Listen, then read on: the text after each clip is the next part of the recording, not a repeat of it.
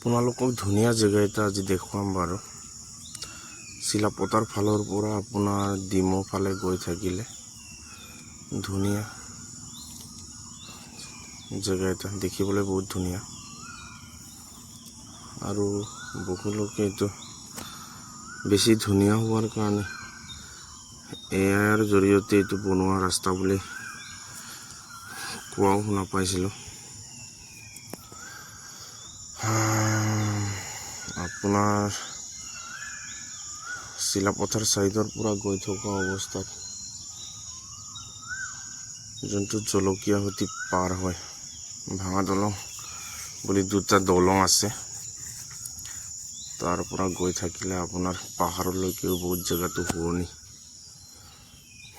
আমি বাৰ্থডে খাব গৈ আছিলোঁ, এনেই ভিডিঅ' এটাকে কৰোঁচোন, জেগাটো বহুত ধুনীয়া বুলি কৰিছোঁ।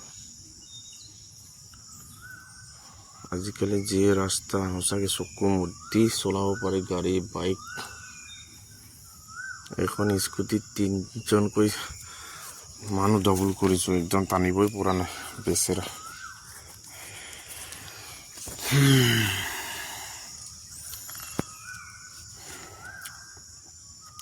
এইটো হ'ল চিলাউটি দলং, ভাঙা দলং।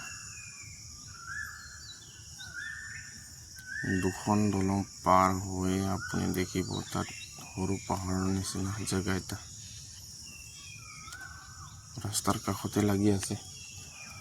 পুৰণা ৰাস্তাৰ পৰা যিটো উঠোৱা শিলকেইটা হয় আৰু এইটো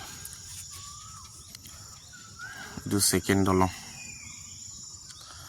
ইয়াৰ পৰা আৰু বেছি শুৱনি হয় পাহাৰলৈকে।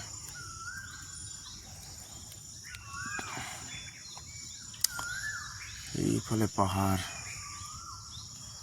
আৰু এইয়া হ'ল চব পাহাৰময় সদৃশ। এইটো শিল, পুৰণা ৰাস্তাৰ পৰা এইটো উঠোৱা শিল। আৰু এই জেগাটোকে কৈ মেলি এআই বুলি কৈছিলে মানুহে, এআই দি বনোৱা ৰাস্তা। এইফালে পাহাৰ চিধাই চিধাই।